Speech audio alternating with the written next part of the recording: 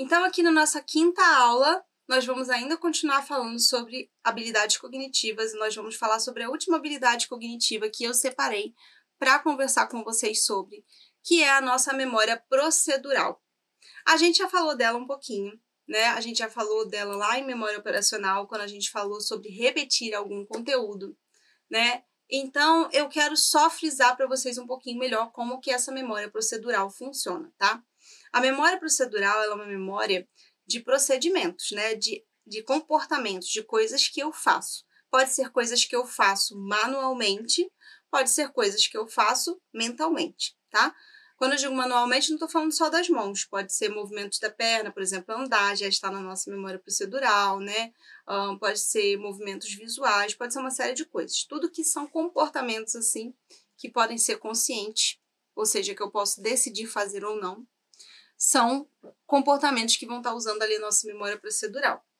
Por que eu estou falando de comportamento consciente, gente? Porque batida de coração não é memória procedural, né? Então, eu não precisei aprender em nenhum momento isso. Meu coração já estava ali batendo, certo?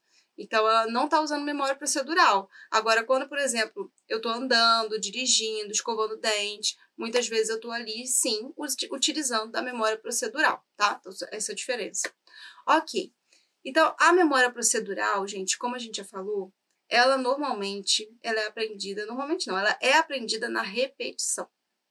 Quando eu repito a memória, quando eu repito algum comportamento, eu vou fazendo com que esse comportamento reforce esse caminho neuronal dentro ali das áreas cerebrais que ele vai estar utilizando. E ele vai passar a ser uma memória automática. O que significa que eu consigo fazer esse comportamento de maneira inconsciente, ou seja, eu não preciso mais pensar para fazer esse comportamento. Vou dar outros exemplos. Por exemplo, quando você está escovando o dente. Se eu perguntar como você escova o dente, como você especificamente escova o dente, você vai precisar escovar o dente para você poder me descrever. Ou pelo menos fingir aqui. Por quê? Porque esse comportamento está na sua memória automática. Ele é executado sem você precisar ter consciência, ou seja, de novo, sem precisar gastar a memória operacional, tá? Mas, quando a gente está aprendendo alguma coisa e ela ainda não está automatizada, a gente vai usar a nossa memória operacional. Então, a gente vê ali que eu coloquei, ó, repetir, MO, memória operacional. Repetir, MO, memória operacional. Então, ali eu ainda estou fazendo pensando.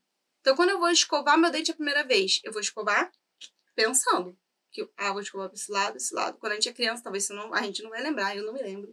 Mas a gente primeiro faz ali pensar. Quando a gente vai aprender a ler, de novo, a gente comentou na outra aula, eu vou lá, vou entender cada letra, aquele símbolo ali, qual o significado que faz, junto com outra letra, qual o significado que vai ter.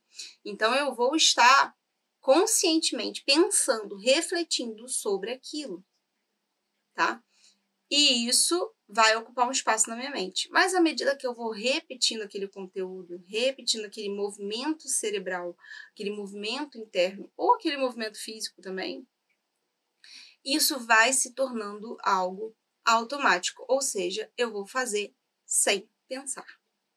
Eu vou fazer sem precisar usar minha consciência, meu espaço de memória operacional para fazer.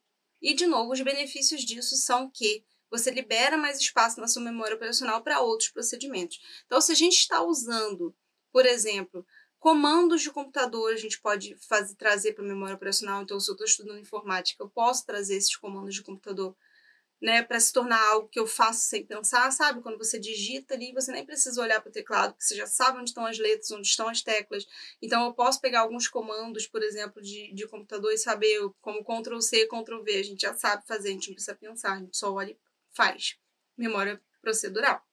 Né? Quando eu estou fazendo cálculos de matemática, então quando eu estou aprendendo a resolver problemas, eu posso aprender também a automatizar ali alguns conhecimentos, como, por exemplo, como faço adição, as regras que são aplicadas para cada tipo de operação ali, eu posso aprender essas regras, repetir, até que elas se tornem algo que eu consigo fazer sem pensar, ou sem a memória operacional, isso mesmo. Na leitura, então, quando eu leio bastante, quando eu exercito a leitura, essa decodificação, essa junção do significado das frases, porque aí a gente falou da decodificação de letras, mas até o conteúdo sintático da frase, né? Então, entender o papel de cada palavra dentro da frase, a gente também consegue, à medida que a gente vai repetindo a leitura e automatizando esse procedimento. E aí fica mais simples a interpretação.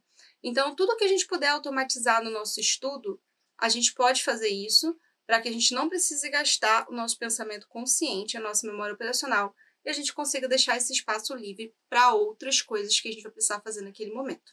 Tá bom, gente? Então, essa foi a nossa última aula do conteúdo de capacidades cognitivas. E na próxima aula, a gente vai estar entrando num outro tema, tá? E eu desejo para vocês uma boa aprendizagem.